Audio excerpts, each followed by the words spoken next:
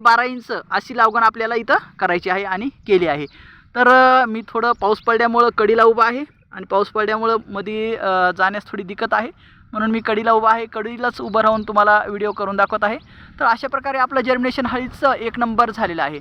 तर मित्रांनो, हळदीचं भरघोस आणि दर्जेदार उत्पादन म्हणजे 40 क्विंटल प्लस उत्पादन जर घ्यायचं असेल तर तुम्ही न्यूट्रिशन मॅनेजमेंट आणि कीट व्यवस्थापन हे योग्य प्रकारे करा, म्हणजे आपल्याला जास्तीत जास्त भरघोस आणि दर्जेदार उत्पादन आपल्या प्लॉटमध्ये मिळून जाईल। तर मित्रांनो, सगळ्याचा प्रश्न असा आहे की हे जे निघताच पान जे डॅमेज होतं, तर ह्याचं कारण काय? तर हे सॉईल इन्फेक्शन आहे मित्रांनो। याला काही एवढं घाबरायची गरज नाही किंवा यामुळे जास्त दुकानावर जाऊन कुठलेही रासायनिक कीटकनाशकं किंवा फंगीसाईड आणून जास्त खर्च करायच्या भानगडीत पडू नका। कारण जसं जसं हे न्यूट्रिशन आपलं झाड उचलील तसं तसं हे झाडाचं पान क्लिअर होईल आणि हे पान मॅच्युरिटीकडे जाईल।